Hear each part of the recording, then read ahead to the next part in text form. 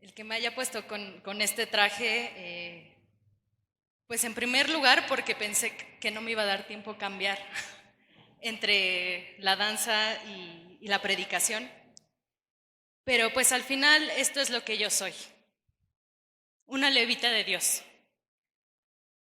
Y algo que Dios me ha llamado a compartir este día es que su palabra tiene poder y su palabra es atemporal. Esta predicación que yo traigo hoy, la mayoría de los versículos los empecé a preparar desde el 2018. Y en ese entonces yo tenía una situación complicada, diferente a la que hay ahorita, pero los versículos me dan la misma fortaleza, me dan el mismo poder y me dan la misma fe. No importando si fue en el 2018, no importando si es hoy, en el 2024, o si Dios quiere, no importando si es en el 2060, ¿verdad?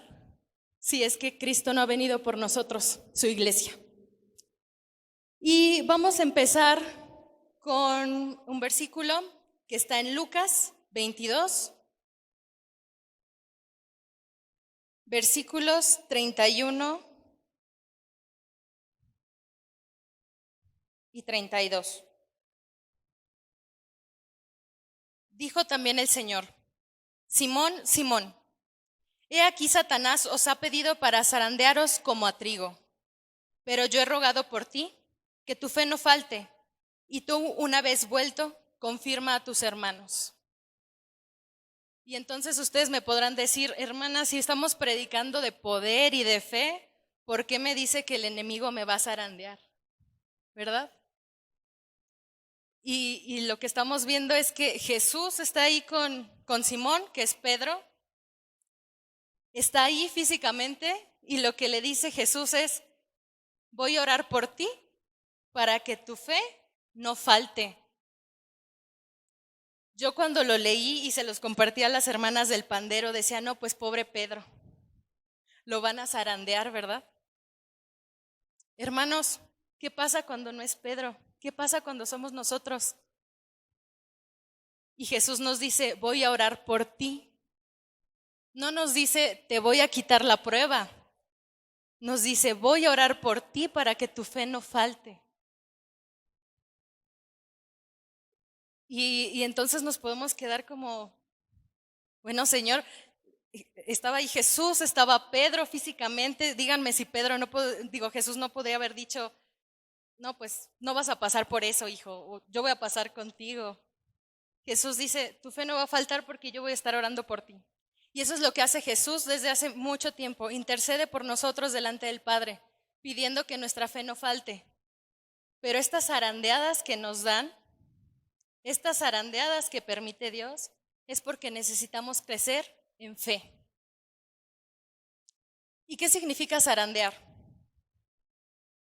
Zarandear es tomar algo y moverlo bruscamente. ¿Por qué necesitamos moverlo bruscamente? Aquí dice que van a zarandear a Pedro como a trigo. Se zarandea el trigo, hermanos, para separar la parte buena de la parte mala. Es un proceso natural que se debe de pasar para poder separar esa parte buena de la parte mala. Y se tiene que hacer con una fuerza y una violencia que evidentemente nos va a doler. Y podríamos decir: ay, pues al trigo le doy más fuerte porque quiero las cosas buenas. Pero ¿qué pasa cuando somos nosotros? ¿Qué pasa cuando a nosotros nos zarandean? ¿Por qué pide el Señor o por qué el Señor permite esto? Para separar las cosas buenas de las malas, para separar aquellas cosas que nos van a guiar en su propósito, nos van a ayudar en su propósito, incluso para recibir la bendición de aquellas que nos están dejando o permitiendo que se retenga eso. ¿De acuerdo? Para eso es, para que nosotros podamos crecer.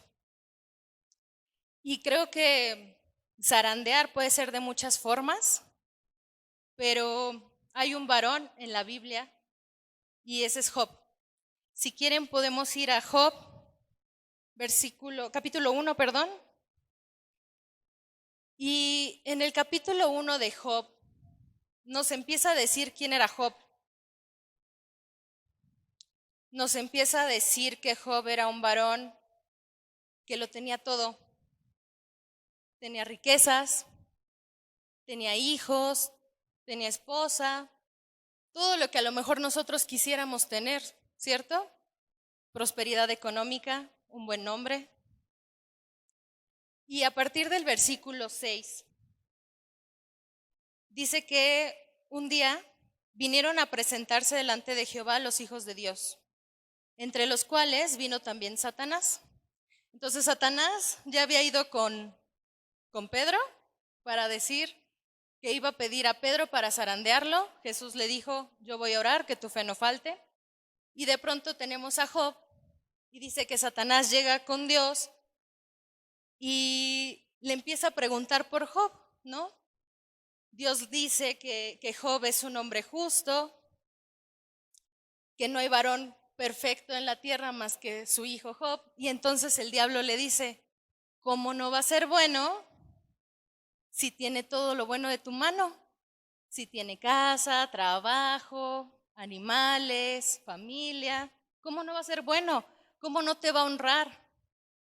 Y entonces Dios le dice, toca todas sus cosas, menos a él. Y entonces el capítulo sigue desarrollando entre que empiezan a venir sus siervos y le dicen, se murieron tus hijos, se murieron tus animales, se derrumbó tu casa, todo lo que a ustedes les plazca y quieran imaginar que le pasó a Job, todo eso le pasó. Y aún así Job no renegó de Dios. Y entonces Satanás, movido porque cómo es posible que Job no reniegue de Dios si ya le quitaron todo, vuelve a ir con Dios y le dice, déjame tocarlo, déjame probarlo. Y Dios le dice, toca todo menos su vida.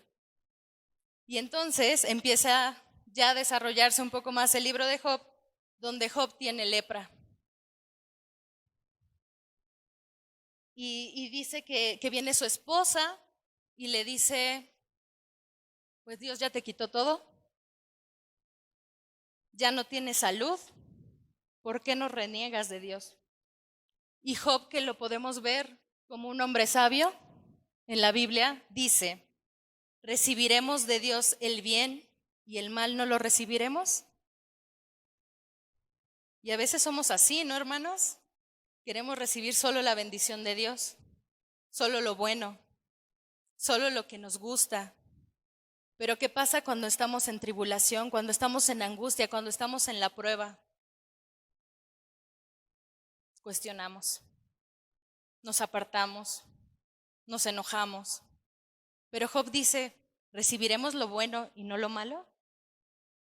Obviamente, ¿a quién le va a gustar recibir lo malo? Pero debemos de recibir todo lo que viene de la mano de Dios, ¿cierto? ¿Me acompañan, por favor, a Romanos capítulo 5, versículos 3 y 5? Dice así, y no solo esto, sino que también nos gloriamos en las tribulaciones, sabiendo que la tribulación produce paciencia, y la paciencia prueba, y la prueba esperanza. Y la esperanza no avergüenza, porque el amor de Dios ha sido derramado en nuestros corazones por el Espíritu Santo que nos fue dado. Nos gloriamos en las tribulaciones. Romanos 5, del 3 al 5. Y entonces podemos decir, no, bueno, este ya es otro nivel de intimidad con el Señor, ¿no? ¿Cómo me voy a gloriar si me duele? Pero el Señor nos dice, gloríate en las tribulaciones, porque no es para bien del Señor, hermanos, es para bien de nosotros. Probar es hacer un examen o un experimento de las cualidades de alguien o características de algo. Y entonces, ¿qué es una prueba? Es la acción de probar a alguien para conocer sus cualidades, verificar su eficacia, saber cómo funciona o reacciona o qué resultado produce. Cuando vamos a pedir trabajo siempre nos dicen que sepa trabajar bajo presión. Y entonces decimos, sí, sí sé trabajar bajo presión. Y cuando estamos en la prueba y en el trabajo trabajando bajo presión, no hombre, ya quisiéramos salir corriendo, llorando. Pero esa es la prueba. ¿Y qué frutos debemos de dar? Todos sabemos los frutos del Espíritu Santo, ¿cierto? En Gálatas 5:22 menciona los frutos que como hijos de Dios debemos de dar. En todo tiempo. No dice cuando estás bien, no dice cuando estás en la prueba, sino que dice los frutos del Espíritu Santo son amor, gozo, paz, paciencia, benignidad, bondad, fe, mansedumbre y templanza. Esos son los frutos. Y entonces cuando Dios permite la prueba, lo que está esperando es que demos estos frutos, porque estamos llenos de su Espíritu Santo. Amén, hermanos. En Mateo 7, del 24 al 27, hay muchos pasajes que ya no sabemos casi que de memoria, ¿verdad, hermanos? Y cómo nos enseñan cada vez que los volvemos a leer. Cada vez que los volvemos a reflexionar sobre alguna situación específica, nos enseñan algo distinto. Por eso decía al principio que la palabra de Dios es atemporal. La podemos utilizar en todo tiempo. Y en Mateo 7, del versículo 24 al 27, nos habla de dos personas, nos habla de dos cimientos. Y menciona, cualquiera pues que me oye estas palabras y las hace, le compararé a un hombre prudente que edificó su casa sobre la roca. Descendió lluvia y vinieron ríos y soplaron vientos y golpearon contra aquella casa y no cayó, porque estaba fundada sobre la roca. Pero cualquiera que me oye estas palabras y no las hace, le compararé a un hombre insensato que edificó su casa sobre la arena. Y descendió lluvia y vinieron ríos y soplaron vientos y dieron con ímpetu contra aquella casa y cayó y fue grande su ruina. ¿Quién es la roca, hermanos? ¿En quién debemos construir? Aquí no dice que si construimos en Jesús, que si oímos la palabra de Jesús, que si confiamos en Jesús, no habrá tormenta. Nos está diciendo que aún con la tormenta permaneceremos firmes. Amén. Hasta este momento, hermanos, ¿quién se ha sentido como Pedro? ¿Quién se ha sentido en medio de todo esto en una tribulación? Cualquiera que sea. Porque hay veces que nosotros como personas demeritamos la situación de otro. Pero mire, algo que me decía una vez mi papá, si te machucas el dedo chiquito del pie o te lo fracturas, duele. ¿Cierto o no? A uno le duele más que a otro quizá. Uno va a tener que guardar más reposo que otro. Pero de que duele, duele. Y nosotros no somos quien para decir, ay, esa prueba, ay, te la mereces, ay, tu falta de fe. No, hermanos. Porque decía Jesús, cuando le hablaba a Pedro, que su fe no iba a faltar porque él iba a estar orando, que él iba a regresar para confirmar a los hermanos. Nosotros no debemos juzgar, al contrario, debemos confirmar a los hermanos, es decir, ser su apoyo cuando ellos estén pasando por la prueba.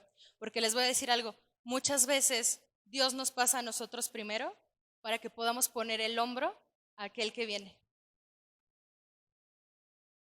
Y entonces nos gloriamos en la tribulación porque en medio de la tribulación yo estoy aprendiendo y yo estoy creciendo. ¿Para qué? Para ayudar a aquel que va a venir y va a pasar por lo mismo o por algo similar, pero entonces yo ya voy a tener la fe para transmitirle y decir, Dios tiene la victoria, Dios tiene el control. Amén. Y entonces cuando estamos en un tiempo de prueba, siempre hay dos opciones. Siempre Dios nos da dos opciones, ¿no? Decía, está la vida y la muerte, la bendición o la maldición. Con Dios no hay medias tintas. No es así como de, ay, un paso intermedio entre la maldición y la bendición. Un paso intermedio entre la muerte y la vida. Y entonces cuando estamos en pruebas tenemos dos opciones. La primera, la que es más fácil, debilitarnos. La prueba nos debilita. Cuando entramos en una prueba nunca sabemos cuánto tiempo podemos estar ahí. Y hay veces que para nosotros pasan años. Y para el Señor es un segundo, ¿no? ¿Qué dice? Los tiempos de Dios nadie los conoce. Y justo el debilitarnos siempre es lo más fácil. Cuando empezamos a pedir y no vemos respuesta, no vemos salida, no vemos nada, entonces empezamos a perder fuerza, empezamos a perder la firmeza en lo que creemos y flaqueamos. Y hay veces que o nos volvemos a levantar o en muchos casos decidimos alejarnos de Dios porque pues Dios nunca me contestó.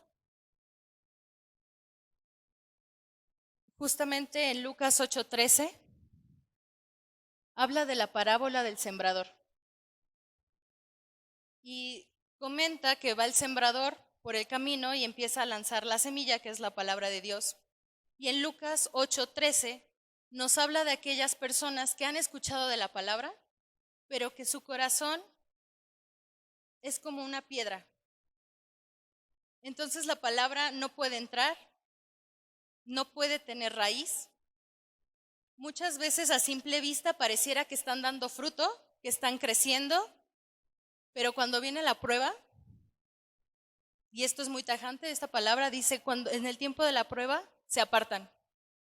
¿Por qué? Porque en su corazón nunca hubo esa confianza en el Señor. Escucharon la palabra, pero solo eso, no la creyeron. Y entonces esto es muy fácil.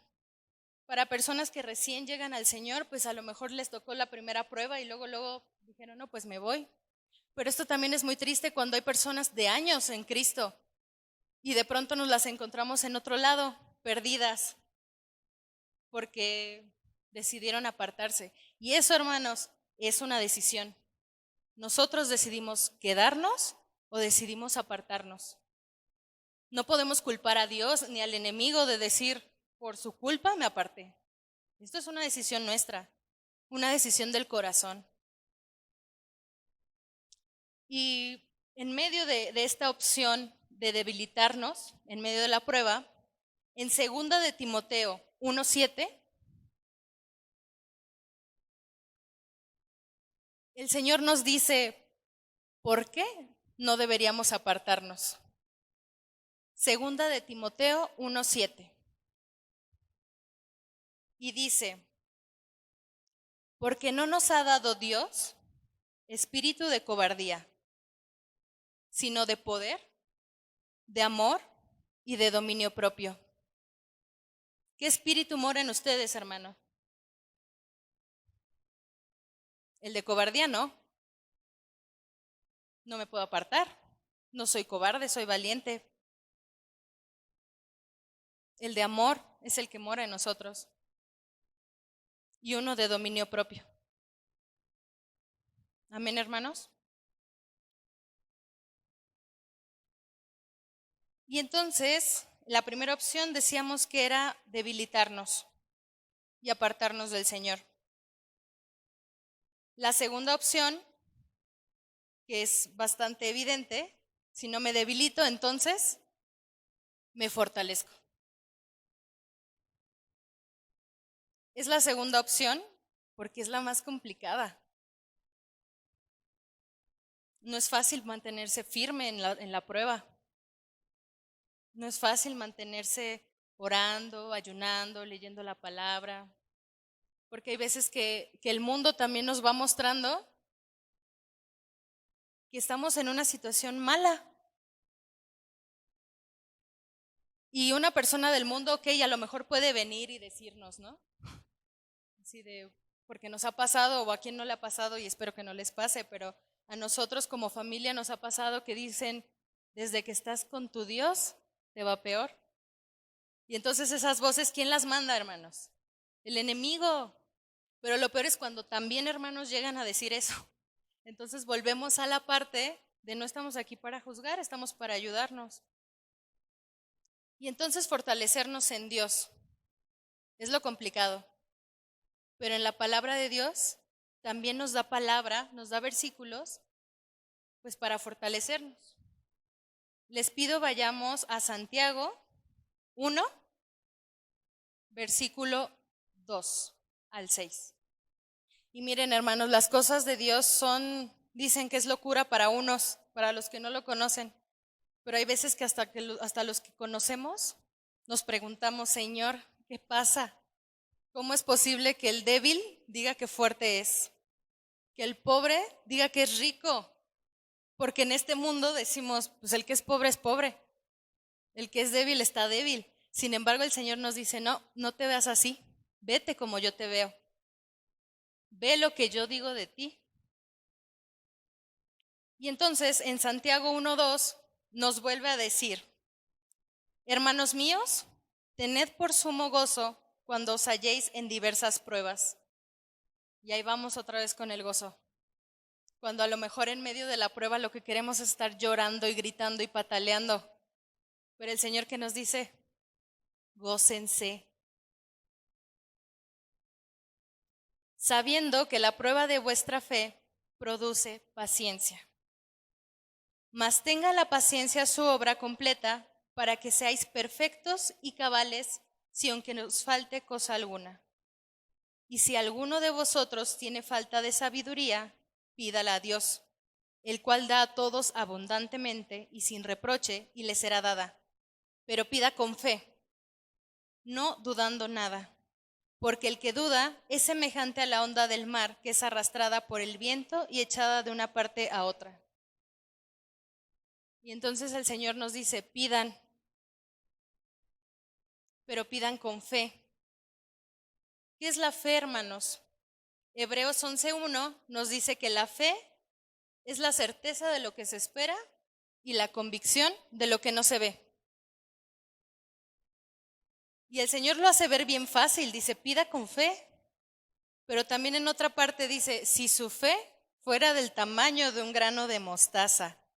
Hermanos, entonces, ¿de qué tamaño es nuestra fe? Yo hay veces que quisiera decir, pues sí, le voy a decir al monte, ¿no? Que se pase y de pronto es como, no, no creo. Así estamos a veces.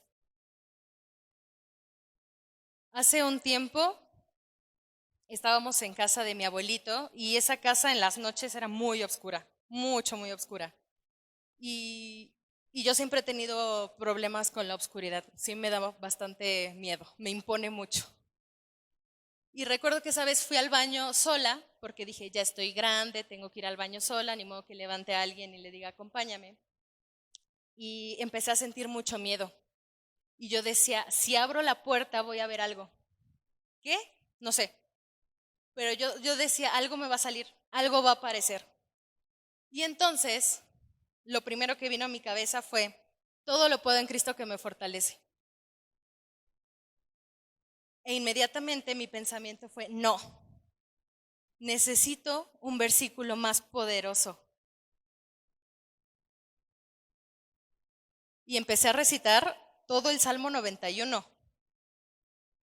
Y después de terminar el Salmo 91, yo seguía dentro del baño porque yo seguía sintiendo mucho miedo. Y yo decía, bueno, Señor, no sé cuánto tiempo me pasé en ese baño hasta que pude abrir la puerta y salir. Y entonces, ¿quién conoce y quién sabe que la palabra de Dios tiene poder? Amén. La palabra de Dios es poderosa. Pero ¿qué me faltó en ese momento cuando la declaré? Me faltó fe. Y la prueba es para eso, hermanos.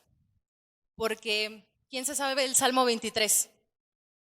Es de los primeros salmos que nos aprendemos. Y no es lo mismo decir, Jehová es mi pastor, nada me faltará, como una palabrería de repetir el salmo, de estar orando bonito, de yo sí me lo sé. No es lo mismo decir eso cuando estamos bien a cuando a lo mejor hay escasez, cuando a lo mejor tenemos una crisis económica. ¿Por qué? Porque el que tiene la crisis económica y que no sabe qué va a comer, qué va a cenar, con qué va a alimentar a sus hijos, ¿con qué fe lo va a decir, hermanos? ¿Con qué confianza va a decir, el Señor es mi pastor? Mismo salmo, aunque ande en valle de sombra de muerte, no temeré mal alguno. Y ahorita nosotros aquí sentados lo podemos decir y podemos decir amén. Pero es muy diferente nosotros decirlo ahorita a una persona que quizá está postrado en una cama de hospital, luchando por su vida y diciendo, aunque ande en sombra de valle de muerte, no temeré. ¿Por qué? Porque en la prueba se está aumentando su fe. La palabra de Dios tiene poder, pero necesitamos la fe para que se pueda volver poderosa en nosotros. Amén. Santiago 1:12.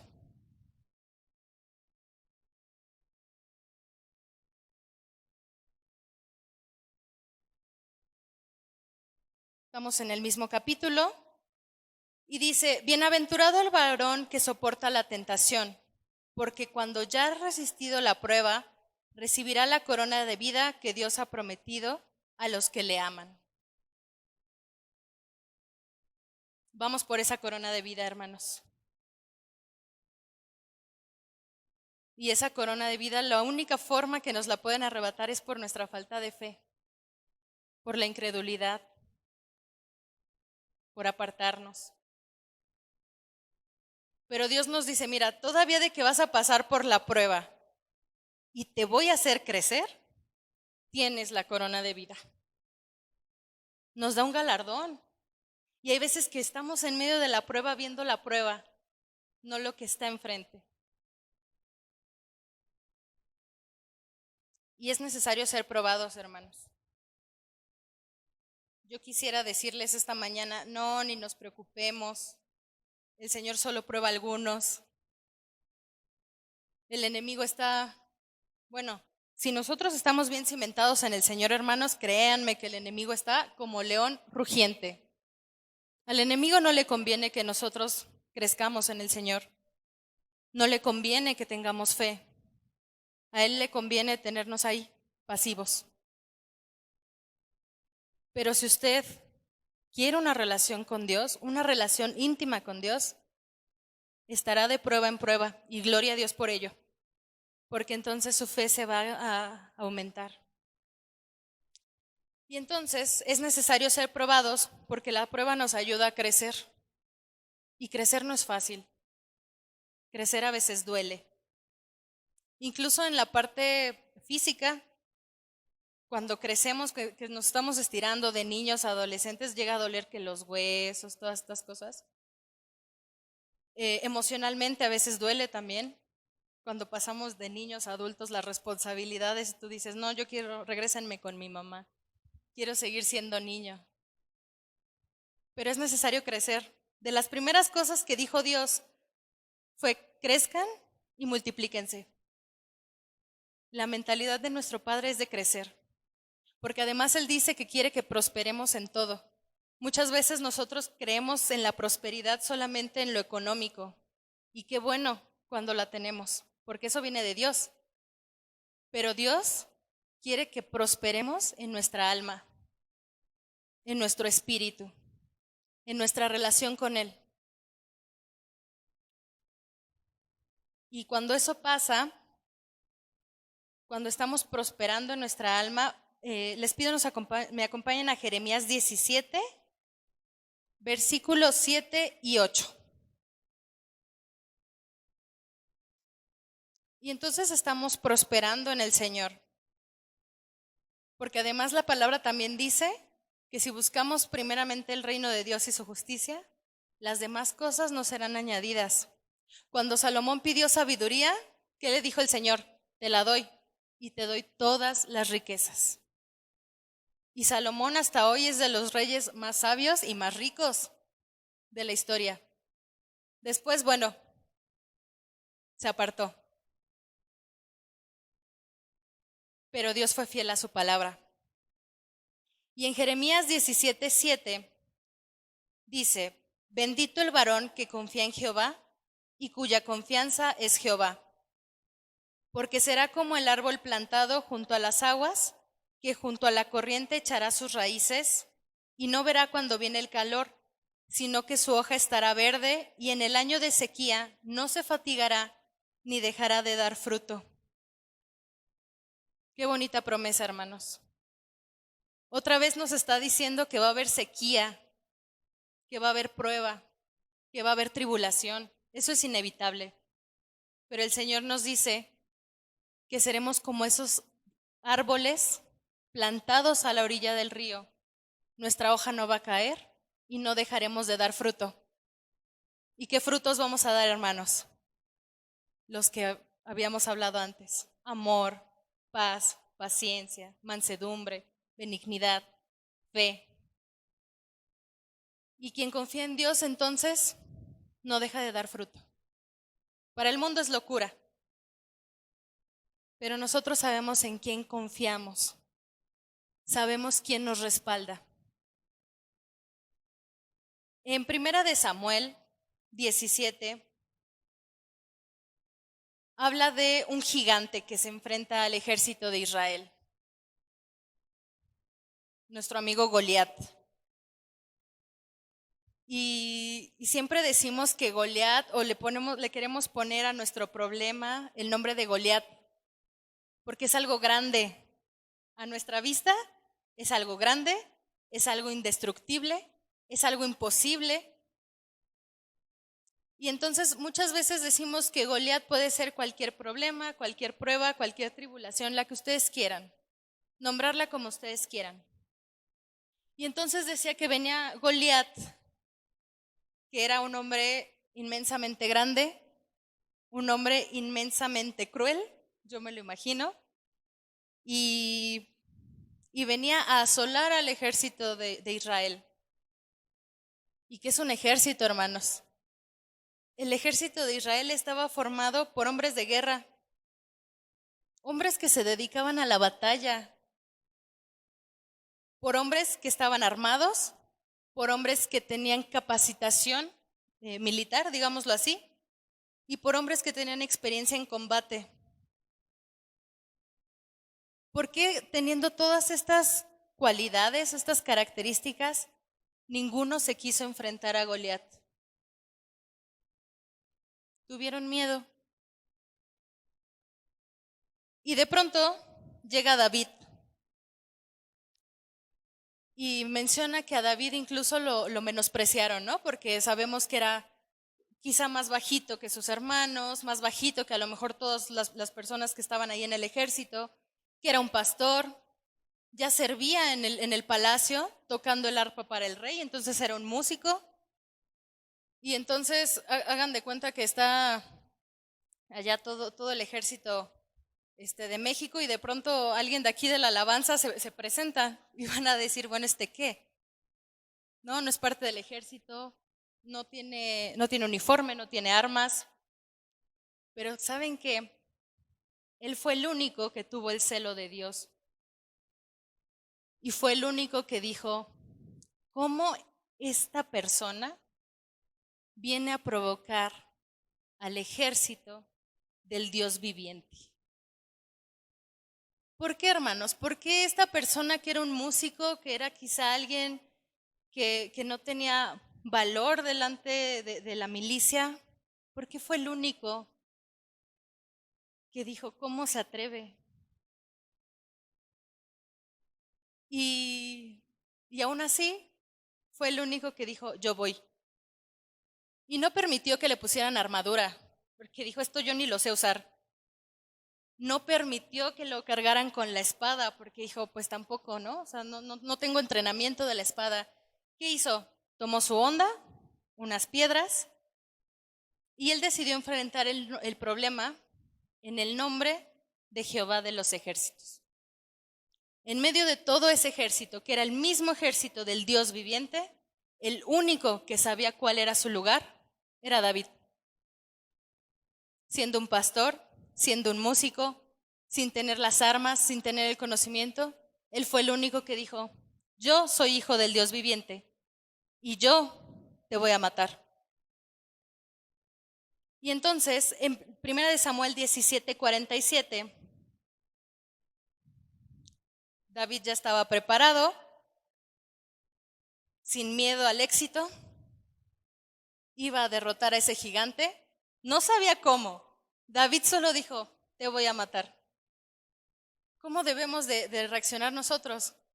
No sabemos cómo, hermanos, pero en nombre de quién vamos. Y lo que dice David dice, y sabrá toda esta congregación que Jehová nos salva con espada y con lanza, porque de Jehová es la batalla, y él los entregará en nuestras manos. ¿De quién es la batalla, hermanos? De Dios. ¿Quién está en medio de la batalla? Nosotros, nos tocó. Pero en nombre de quién vamos. Ellos confían en carros y en caballos. ¿No dice así un salmo? ¿En quién confiamos nosotros? Nosotros confiamos en Jehová de los ejércitos. Confiamos en Jesús. Menciona la palabra también que Jesús es la plenitud de aquel que todo lo llena en todo. Lo acabamos de cantar. Y acabamos de cantar un montón de canciones que habla de la victoria del Señor. Y habla que el victorioso vive en mí. Y en la palabra dice que tenemos la victoria de antemano. ¿Qué debemos hacer? Confiar. Y saber que en medio de la prueba se vale, somos carne, somos humanos, decir por qué. Pero algo que yo ya experimenté es que cuando yo digo por qué, la batalla se pone más dura, me duele más. Pero cuando yo cambio el por qué por un para qué, la gloria de Dios llega. Y entonces me muestra para qué me está pasando por esa prueba. Y el para qué es para nuestra fe, para que aumente nuestra fe. Hace, yo creo que será un mes, pasábamos por una calle del centro y había una persona paralítica y alguien decía, si estuviera Jesús, le diría, tus pecados te son perdonados, levántate y anda. Y mi primer pensamiento fue, sí es cierto, ¿no? Qué bonito, si estuviera Jesús. Y después dije, ¿nosotros lo podríamos hacer? La sombra de Pedro sanaba, hermanos. Cuando Pedro se acercó a un paralítico, le dijo, no tengo dinero, pero de lo que tengo te doy. Sé sano en el nombre de Jesús. Y la palabra de Dios dice que los que creemos en Jesús, como dice la Escritura, las cosas que Él hizo, las vamos a hacer y aún mayores. Hermanos, cuando leemos las cosas que Dios ha hecho, que hizo caminar al paralítico, que dio vista al ciego y nos dice todavía que podemos hacer grandes cosas, ¿por qué no las hacemos? Porque nos falta fe. Y entre más fe nos falte, más pruebas vamos a tener porque necesitamos crecer. Necesitamos seguir creciendo. Acompáñenme a 1 Corintios 10:13. Y dice así, no os ha sobrevenido ninguna tentación que no sea humana, pero fiel es Dios, que no os dejará ser tentados más de lo que podéis resistir, sino que dará también juntamente con la tentación la salida para que podáis soportar. Hermanos, el Señor tiene cuidado hasta en eso. Nos manda una prueba que sabe podemos pasar. No nos va a dar nunca una en la que nos vean derrotados, porque también dice la palabra que Jehová no dejará caído al justo. ¿Y cuántos justos sabemos aquí, hermanos? Seamos esas personas que deciden confiar. Seamos esas personas que ya no se quiebran ante la tribulación. Cambiamos nuestra mentalidad de un por qué a un para qué. Porque nosotros después vamos a ser ese instrumento que ayude al otro hermano. Y qué más grande honor que ser un instrumento en las manos de nuestro Dios.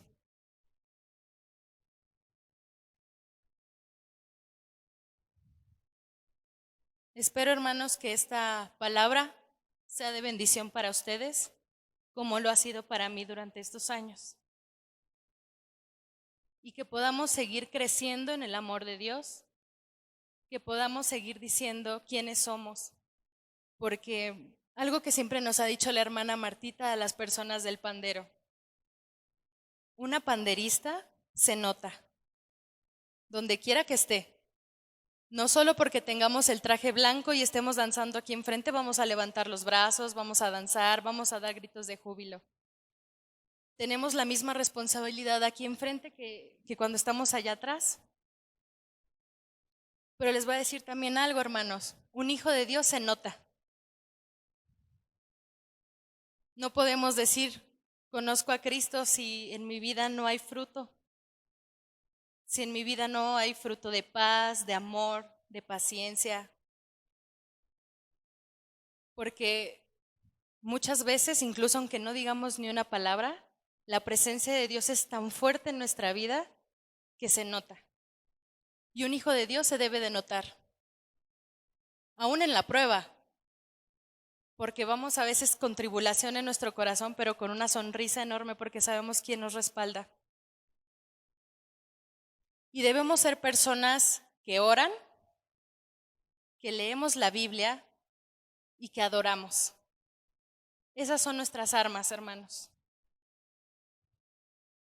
Nosotros identificamos muy bien cuando la batalla es física y cuando es espiritual.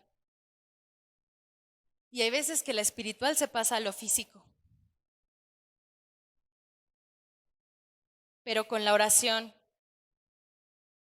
leyendo la palabra y adorando, nosotros llevamos la victoria, porque el Señor nos la ha prometido y Él es fiel a su palabra.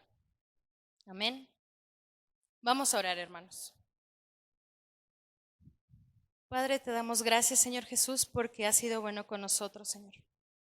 Te damos gracias, Señor, porque siendo el creador del universo, del cielo, de la tierra, el dueño del oro y de la plata, Señor, tú has tenido a bien crearnos desde la eternidad, Señor, para poder hacer las obras que tú has preparado de antemano para nosotros, Señor.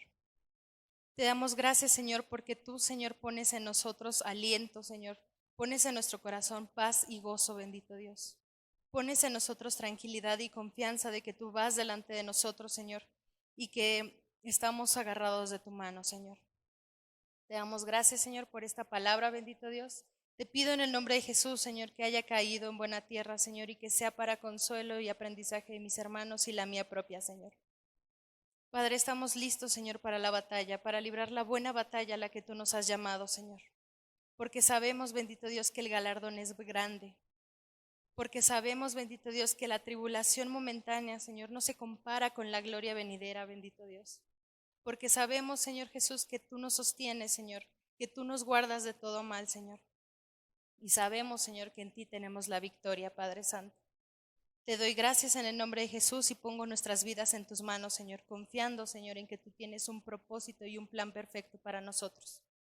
Te damos gracias en el nombre de Jesús. Amén.